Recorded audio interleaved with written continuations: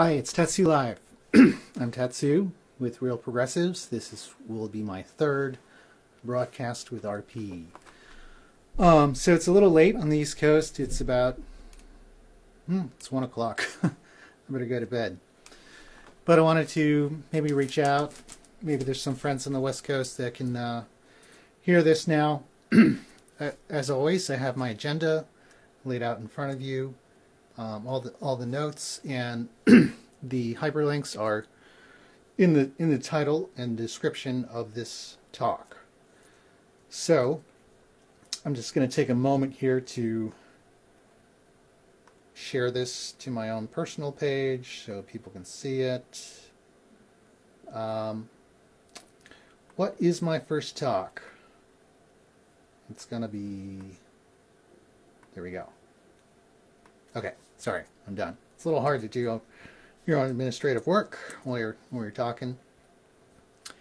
Well, I had a comment from George. Hey guys, thanks for Denver, RP, yeah, Letitia, Oshan, Quinn. So George, who's actually a member of RP, of our team, he said, "I loved your idea of arranging a town hall and shaming the rep to appear. Do you know if this has ever successfully been done?" And the answer is I don't. The idea was borrowed from Bernie Sanders himself, and it's 1 a.m. in Michigan.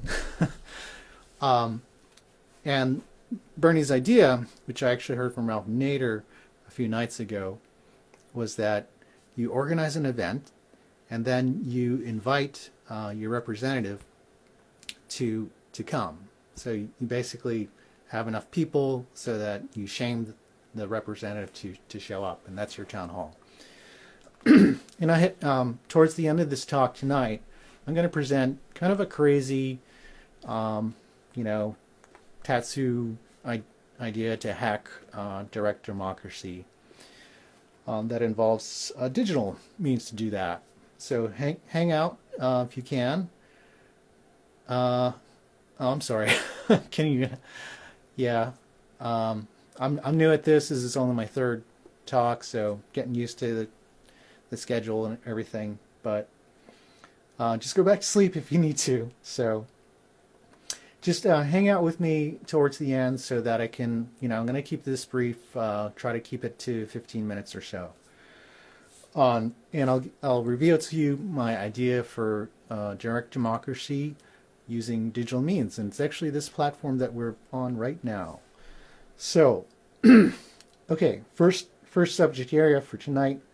Elections are not decided by demographics. Sorry for the typo. And in there, I have a link to the New York Times exit polls.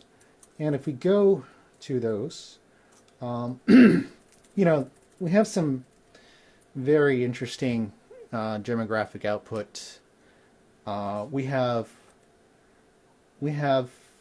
Hillary Clinton winning only 1% more of the female vote from Obama in 2012. That's shocking. We have Trump improving his position among men by 5% compared to what's his name, Romney in 2012. We have every single race up for Donald Trump. White, black, Latino, Asian, other. The Asian was as high as plus 11 compared to 2012 for Donald Trump. Latinos, blacks, 8, 7. He won every demographic here. The age was split, of course. But even so, Donald Trump improved his standing among millennials compared to Romney again in 2012. So if you have people posting that graphic where millennials would have won the election for Hillary, while that's true, she did grab 55% of the 18 to 29 bracket. That's down. That's down from Barack Obama. And I mentioned last time that I I personally don't believe, backed up by the data that I've done in my research, also the link is down below in the description here, that Barack Obama could not have even won against Donald Trump in this election if he had run for a third term. So I won't go into the all the other demographics, but my overall conclusion is demographics don't decide elections. They tell you about your constituency, and we know, the demographics are predetermined, right? You don't go after the demographic. You can't go after the demographic that you want if you don't have a position for them before you enter the contest. It's just not. It doesn't work like that. That's putting the cart before the horse. So, wishing and praying that Latinos turn out for your party just because the other guy's bad, it's not going to work. If you haven't been for that ethnic group or political constituent subpopulation, you're not going to win them over. So, advice to the Democrats, advice to any political party: why don't you identify who you're trying to serve before you ask for their vote? A little bit of arrogance there. Okay, anti-Trump protests continue. AJ Plus covered pretty well a live stream today of the thousands in New York City gathering around Columbus Circle. Now, there's a lot of people there, and I'm surprised that they're still out there on day 5. But it's still, and we're starting to separate the, perhaps George Soros paid insiders of violence. It's kind of interesting. There's a few interesting observations that are interesting to me. One is that we don't have a very strong police force, which is kind of interesting. There's not a crackdown. I'm not going to, speculate as to whether there would have been one if Trump had lost and his protesters would have been out in the street. They've been peaceful, without the presence of these, insiders of violence. And the police state is letting them have their way.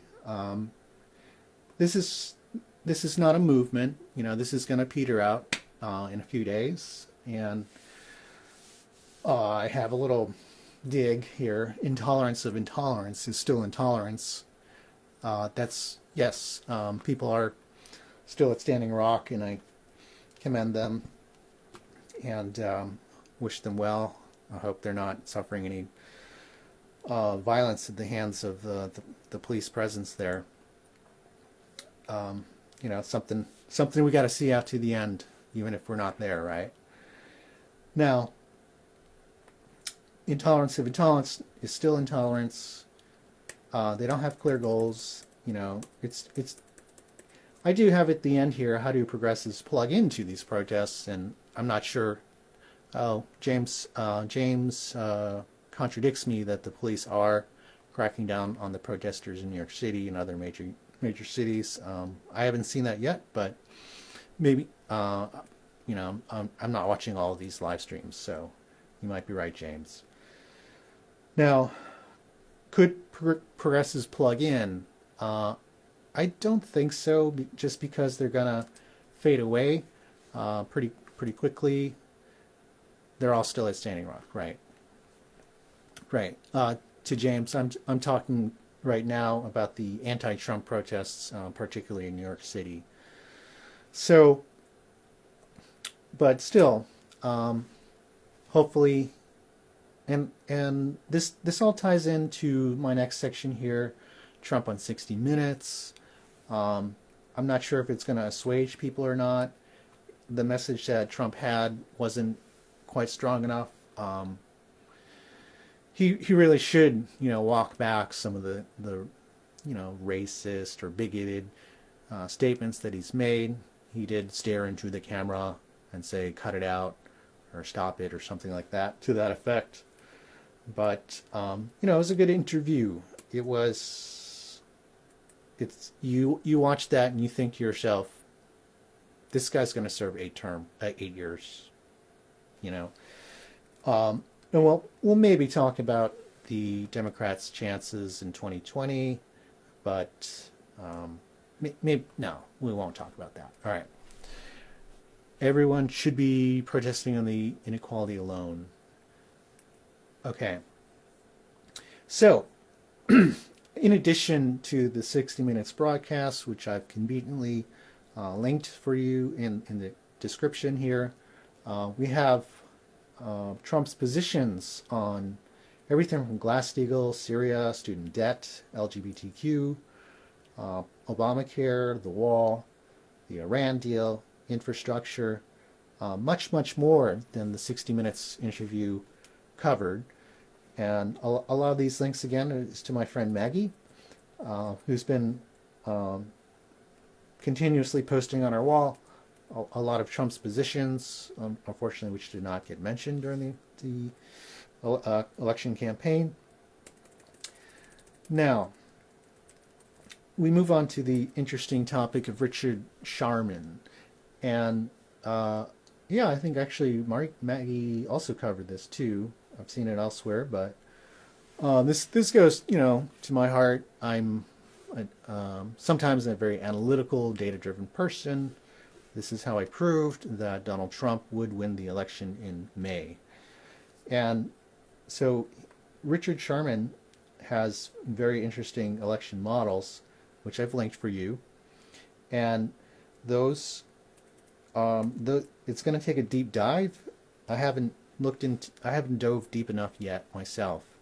I've also shamelessly posted my own election model just below his, and I will be updating that below in coming days. Once all the results from the election comes in, I'm going to be able to tell you exactly how the independents voted in each state, and compare that with the Democratic and Republican votes from the primaries.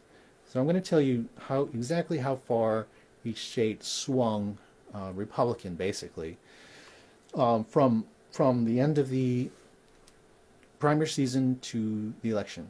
And that's what I did in 2008. And that, the way, to recap, the way that Obama won 2008, impossible for Hillary to have done that this year. And how do we know it would have been impossible? Because Obama did not do that himself in 2012. Okay, he lost 2 states.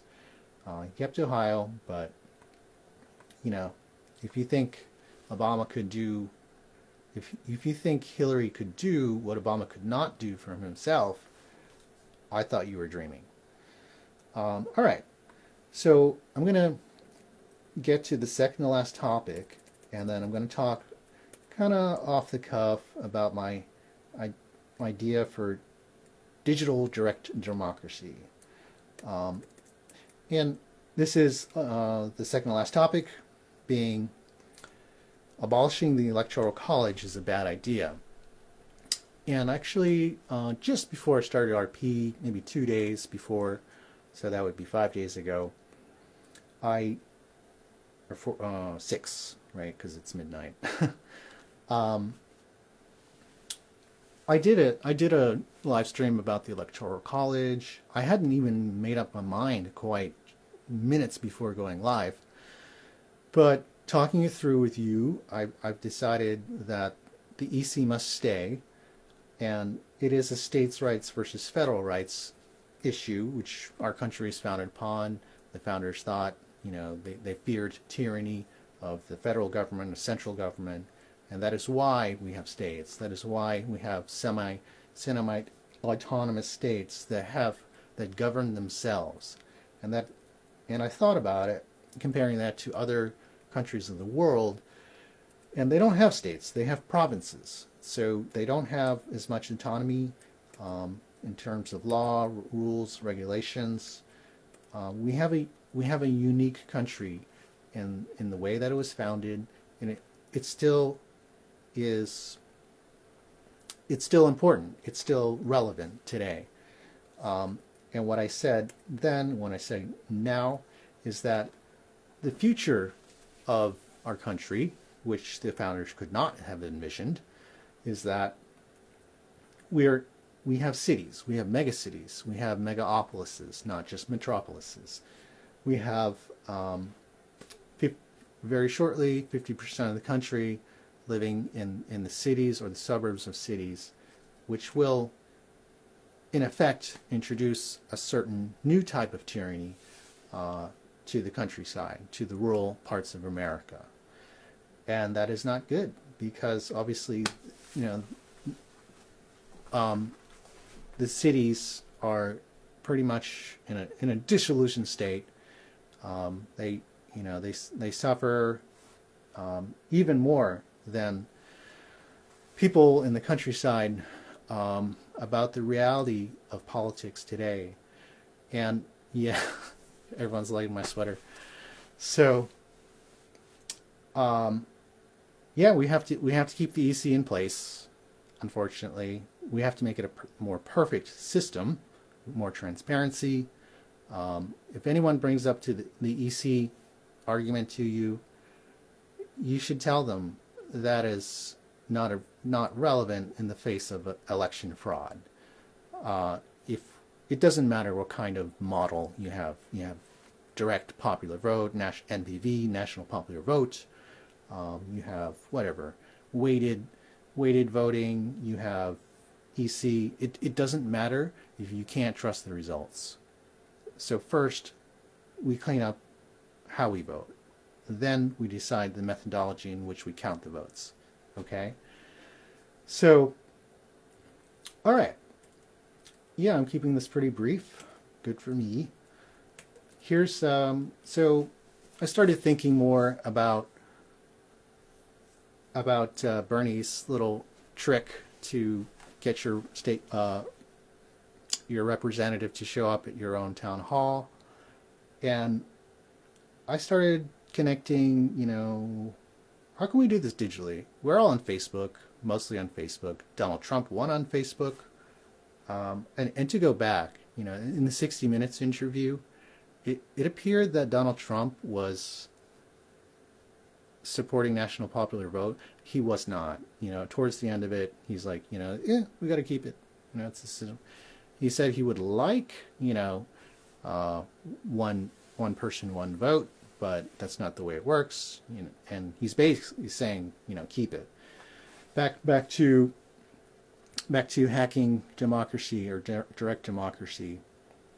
So money out of politics is already happening with Wolfpack. Yeah.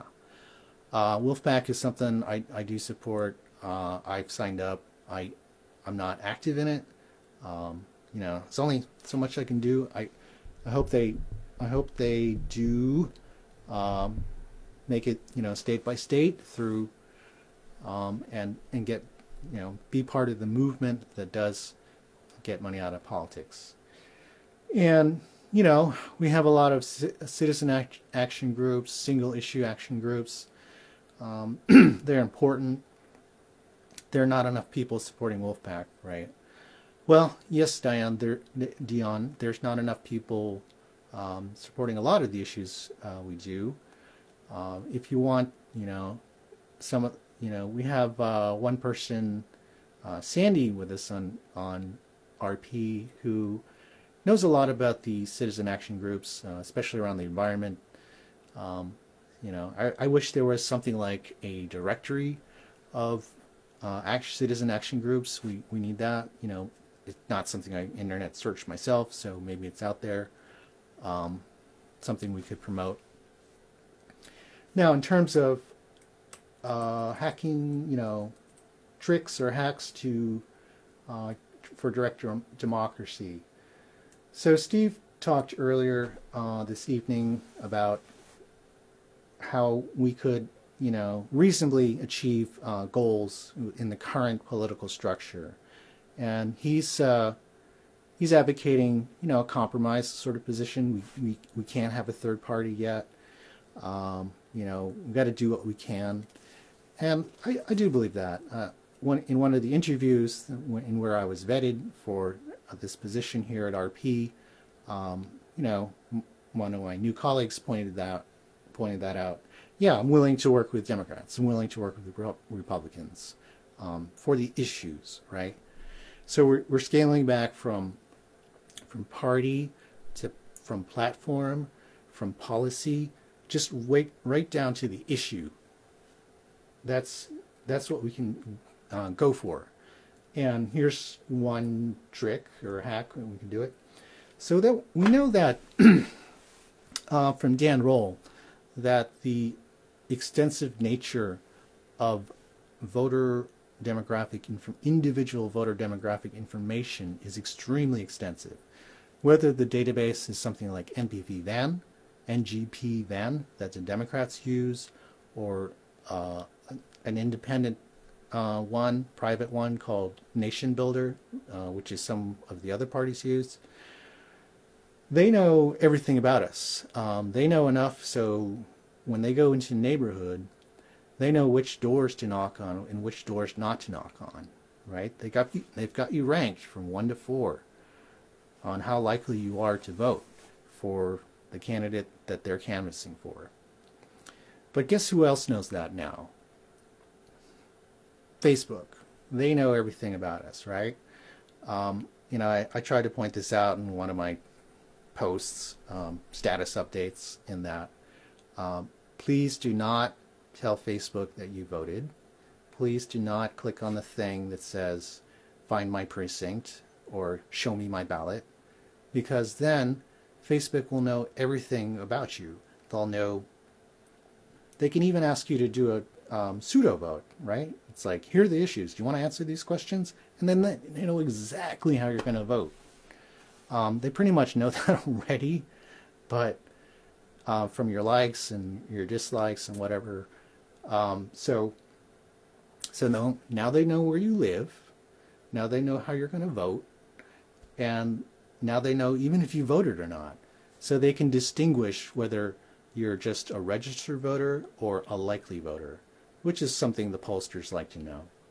Now, now this is all information that we've given up willingly to Facebook. And why don't we demand that information back? If Facebook can go out to the Hillary and Podesta campaign and invite them to headquarters, Sheryl Sandberg sends out a personal invite to John Podesta. Mark Zuckerberg offers to meet with Hillary Clinton and show, you know, the power of Facebook data, big data. Why can't we have it? You know, why can't the people have it? And what I'm asking for is not, you know, individual profiles, information, but let's say I'm going to give you a really silly example. The one time I was contacted by email from my district rep, it was something about the Massachusetts embargo on wine shipping. So Massachusetts is just one of these weird states where you can't ship alcohol into, like, say you took a vacation in California and you were on the vineyard and you wanted to ship wine to yourself. You can't do that. All right. So you can for the right price. Yes, it's very expensive. So that was the one time he contacted me. Now let's pretend that I was a real serious Berghound and I was extremely motivated to get this law repealed. Well, why can't Facebook show me everyone in my district who drinks wine, or at least, you know, help me target those people? Why can't I buy a Facebook ad that says, all right, Facebook, I want you to target everyone in my electoral district who likes like wine stuff and is Democratic or Republican or both or whatever, and let me craft an ad and send it out. You know, why not? I'm not asking for, I'm just asking for, you know, anonymized information, which you have. And even going beyond that, Why can't Facebook just come out and give us a platform, a public platform, in which anyone who wants to run for office can use this information at their disposal? You know, and I do know that Facebook does have a Facebook for Politics thing, and I don't know what that looks like, and maybe I'm making a fool of myself in that they do have this offering, but it's an idea, right? You can the advantages of big data are in Facebook already. You know, we have 1.6 billion people on the planet. I've looked up my connectedness to every other single person on the planet. It turns out that I'm personally 3.11 connections away from anyone on the planet on Facebook. So, and I'm doing the math, and the math is really hard, so I'm referring the problem to someone at the MIT Media Lab to help me figure out exactly how many people I would need to know within my district to have a really good shot at affecting change on a issue base. And so, you know, Ralph Nader says that number's around 1,000. I'm trying to get a more precise number, and so a number that will give people, ordinary people, a hope of doing something, right? You know, we know our vote is kind of almost, you know, 1 over 1,125,000,000 people or whatever. That's the power of our presidential vote. But if you're dealing with just 700,000 people, yeah, you know, you have a much better odds of affecting the change you want. So I'm just going to figure out the geeky number stuff for you, and I hope to present it soon. I've been saying that for a while. Sorry, it's taking a little while to figure out. But, you know, to recap, you know, Facebook has the data that we need to improve our democracy. Let's ask them, or, you know, maybe this is a petition type of thing which works. You know, if I was in government, if I was an elected official, heck, I'd sue them for eminent domain. You know, this could be the first law case in history where eminent domain is applied to intellectual property instead of physical property. But whatever. So I'm not a legal expert. Just saying. You know, when you get excited about your own ideas, you bounce all over the place. But yeah, so think about it. Think, you know, there's good and bad, right? You voluntarily give up your information. You think you just live with it. It's not a one-way street. You know, you don't just. It's not a binary thing, right? They're interested in the aggregate on anonymized data. They want to see the trends, like any big data scientist does. So why can't we have that too? We're participating in that, and let's all benefit from it, right? It's not fair that Facebook gets to profit off that, and it's certainly unethical that they would offer that to one party over another.